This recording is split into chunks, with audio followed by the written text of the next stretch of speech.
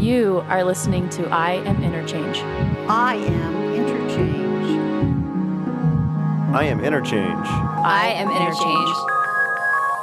Fostering curiosity, education, and empathy by exploring the controversial and the provocative. I am interchange. Hey, this is Tate Chamberlin with I Am Interchange. Today we're sitting down with Mick Burlington, a crisis counselor and life coach specializing in trauma. Mick has also been a part of the leather community since 1991 and has become a pillar of guidance for the gay and bisexual men struggling with identity. According to Mick, there's a separation between macho, machismo, and masculinity. Stick around as he guides us through the gray area between the separation, recalling his own journey of identifying as a gay man and the role that masculinity has played throughout his life. I was raised upper middle class in a small city, Green Bay, Wisconsin. I was adopted at age 9 months, and it's a pretty white conservative city, but I felt it was a great place to be raised. I felt safe. I was able to, go places and do things without needing to check into my parents. Most of the time, they didn't know where I was. I was raised to be a critical thinker by my mother, who's a teacher, retired teacher now. And so I never really settled for status quo on when things were, well, why is the sky blue? Well, I'd say, why is the sky blue? And someone would say something, well, because it is. I'm like, no, that's not good enough. So I was always raised to find that answer and solution. And so growing up was great exploratory. I lived it, right against the woods. I got to develop not only creative thinking and critical thinking, but problem solving on my own as well. And so I carried that into young adulthood, and then going into college, I went to University of Minnesota, Minneapolis. What does machismo mean to you? Well, there's a distinction between machismo, macho, and masculinity in my perspective. And I was raised in a matriarchal family, and I was raised to be masculine, which I don't think was an inherently overbearing trait to learn. It was just defined by gender identification through TV, media, social peers, and it was very, as I would call it, normal, as best as normal could be. I think machismo came to light when I first went to actually Rio de Janeiro, and I found out machismo actually has a form that's physically taken on. And that was in my early 20s when I was actually also living in New York City, where I learned, for me, what macho is versus masculine. And macho, to me, in a definition, is the outward appearance and proudness and assertiveness of one's masculinity. And macho actually came from Spanish derivative, which is and I can't remember the actual definition of it, but it's strong-willed.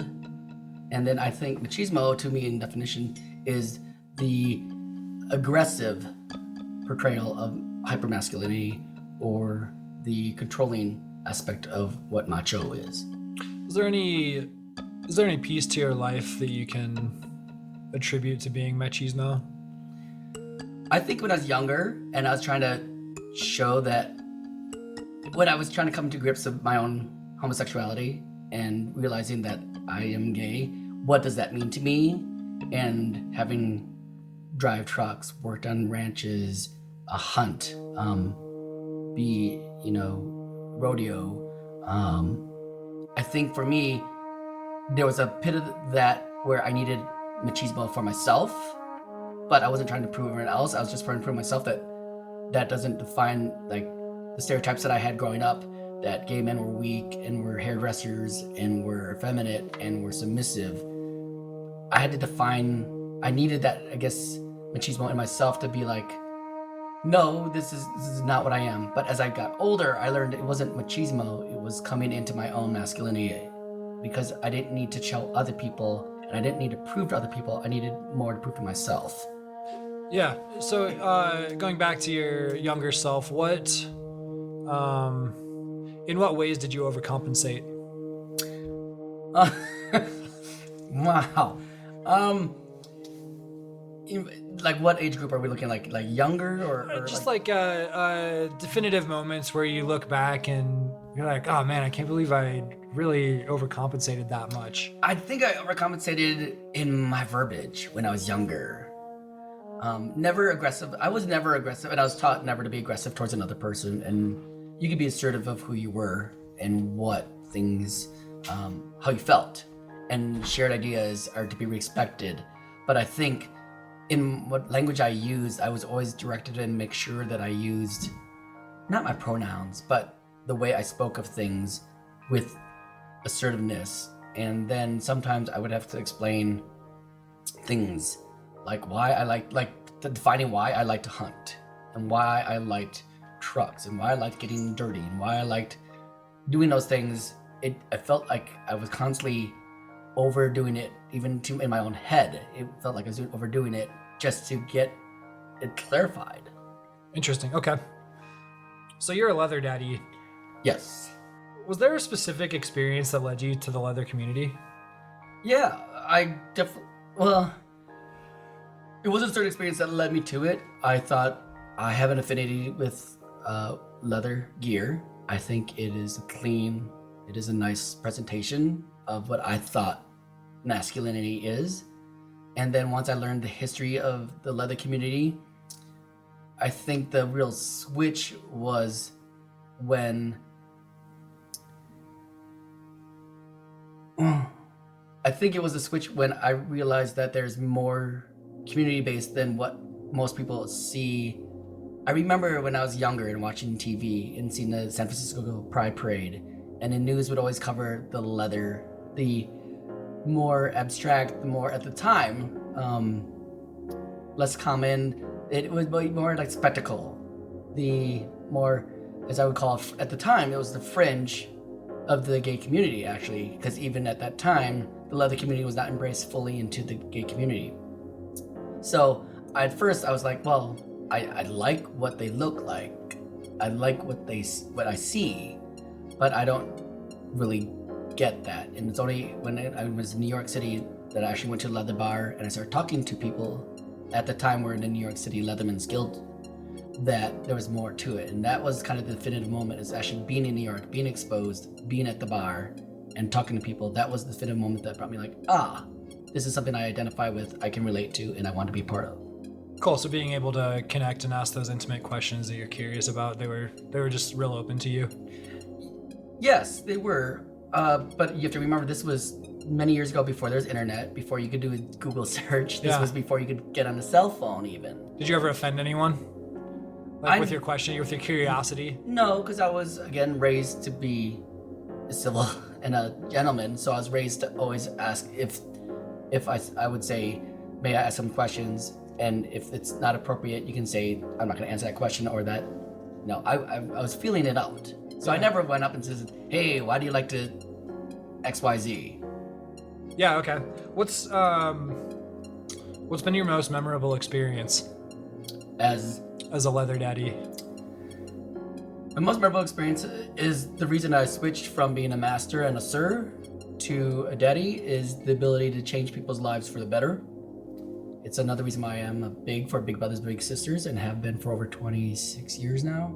Will you take me through the differences in the master and the sir and the daddy? Sure. And this is very abbreviated, and some people that don't have that history may not, or may disagree. But the sir, the master, and the daddy are all alpha roles. They are the ones that are deciding factor. They are the ones that it is about the basic relationship between partners is based on the alpha.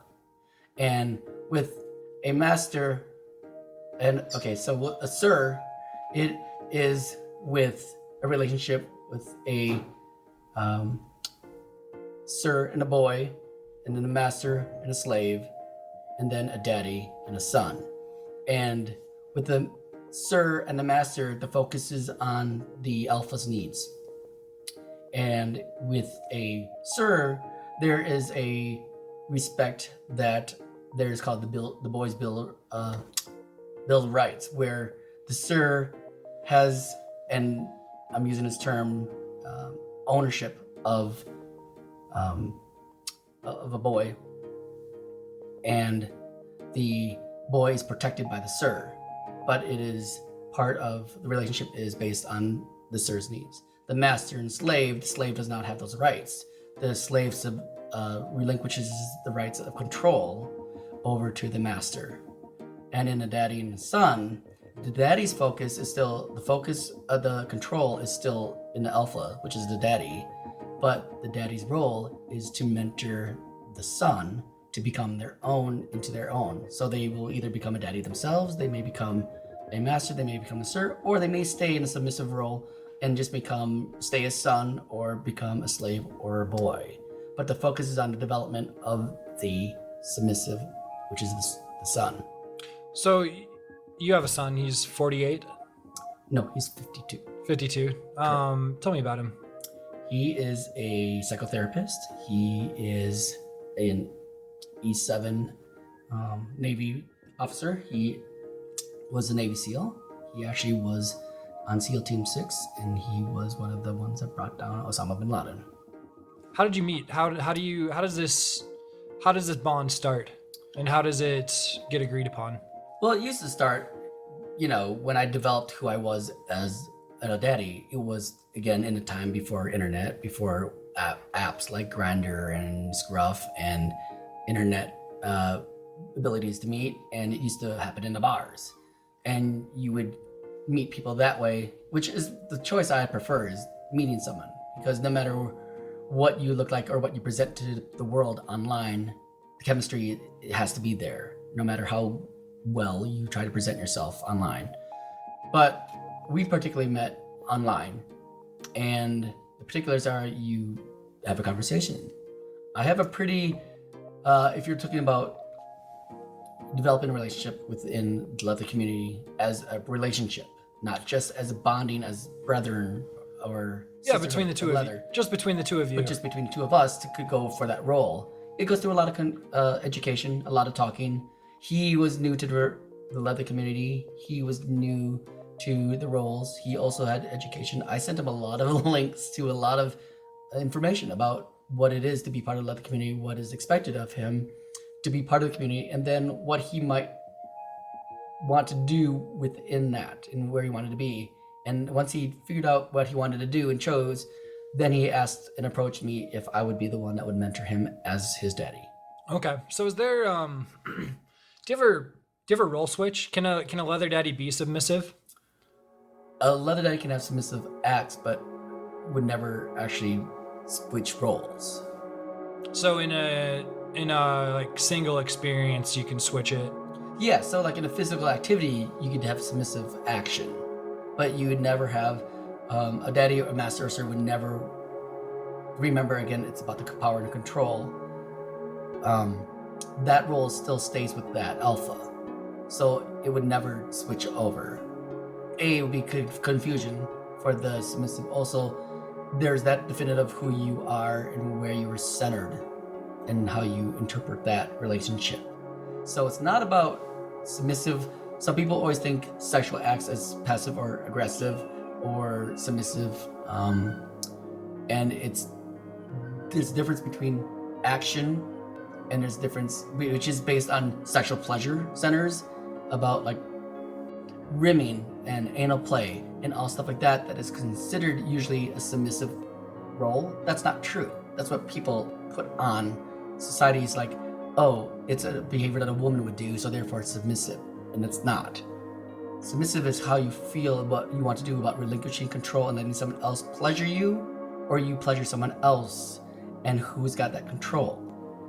Do you ever find yourself tired of being the alpha? Do you ever I don't know, do you ever what's your experience with taking the submissive role? When I was doing exploratory, before I decided to even join the leather community, I did explore the physical aspects of being a submissive role or an active role. And so you had a daddy? No. Okay. Before the leather community altogether, Yeah. I had experienced all aspects of sexual intimacy as a gay man. Mm-hmm. And I found out what things worked for me and what things didn't work for me. And it wasn't that things made me feel less masculine or more masculine. Just things either felt like that was pleasurable or no, that wasn't pleasurable at all. So I was luckily enough, again, being a critical thinker, I didn't associate, oh, I can't be that because that would make me look effeminate, or that would make me look weak, or that would make me look, again, like any kind of negative or derogatory marks towards a male. And I didn't have that hang up. So, but I wanted to explore, I wanted to try and be like, okay, well, what is this about? And do I like this? And what do I like that? And after I just figured out what I like and I enjoy, I looked for a group, an identification that would help me develop what that is and what that looks like. And then the leather community came into play because I have affinity towards leather and gear. So can an alpha be versatile? Mm-hmm. Okay. Of course. It's not just an entirely top thing. It can be like you can play around with But that. again, it's not about the sexual role. It's about the control. Yeah. So yeah, a sir could be a complete sexual bottom, but the sir would still have the control of, so the like boy, more aggressive. the boy, no, not as aggressive. You have to remember, aggressive is putting unwanted necessarily control. Okay. So remember, the boy wants to serve. The boy has chosen to relinquish control to the sir. So it doesn't have to be aggressive because the boy wants to serve. No, So that's where that fine line between macho and machismo, because machismo is the aggressiveness of it, whereas macho is people sometimes will equate macho and masculine the same, which is not necessarily the same, but macho is not as aggressive and unwanted as machismo would be. Yeah, a little bit of gray area. Is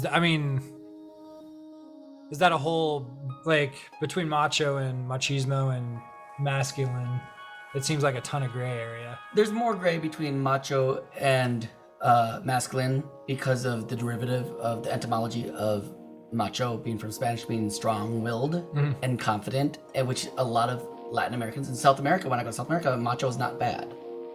Macho is what we would consider masculine here. But then when you say machismo, it's not considered, at least currently, machismo is not currently a wanted label. Okay. So you're married, right? Correct. What's your relationship like? How does it? I mean, how do you communicate with your husband about this? Is it always okay? Are there some tough points? Well, I've been with my husband for 14 years, and no, it's not different. My husband does not partake in the leather activity that I have enjoyed, and my husband also is not. It's not a part of his world, and that's okay. And he knows it is part of my world, but it is taken a back burner. Obviously, A, by location, and B, just community. There's not a leather community. Actually, there's not a leather community that I know of in Montana. There are people who enjoy leather in Montana, but not a leather community. But communication is fine. We grow. I chose a partner who was not out and had never had a relationship before, so it's a growing period. Do they know each other? Who? Your husband and your son? They do not. Do they ever ask questions? Is that just something that's completely separated? It's completely separated. Yeah. But they know of each other. Yes, they know of each other, and the husband comes first in all cases. What's the hardest thing you ever had to explain to your parents? My parents? Yeah. Well, one would think it would be my coming out, which it wasn't. It was not a pleasant experience. I was kicked out of the house in a snowstorm on Thanksgiving evening, said you're not our son. So I didn't talk to my folks for 2 years. But the actual hardest thing was explaining what I really wanted to do with my life, and that it may not necessarily be as profitable as my parents wish. If you like our podcast, follow us on iTunes, Spotify, and SoundCloud. A special thank you to Neel Sharma. This episode was produced by 10 Directions, Tyson, Lunn, and me, Tate Chamberlin. The sponsors include Humanities Montana, the City of Bozeman, the Montana Governor's Office of Economic Development, Montucky Cold Snacks, The Nova Cafe, 10 Directions, Headframe Spirits, Zocalo Coffee House, Whistle Pig Korean, Sola Cafe and Market, Shank Construction, The Pride Foundation, Loken Productions, and Blunderbuss. Do you have an issue that's riddled by gridlock in your community? Contact us at iaminterchange.org. That's iaminterchange.org. I am interchange.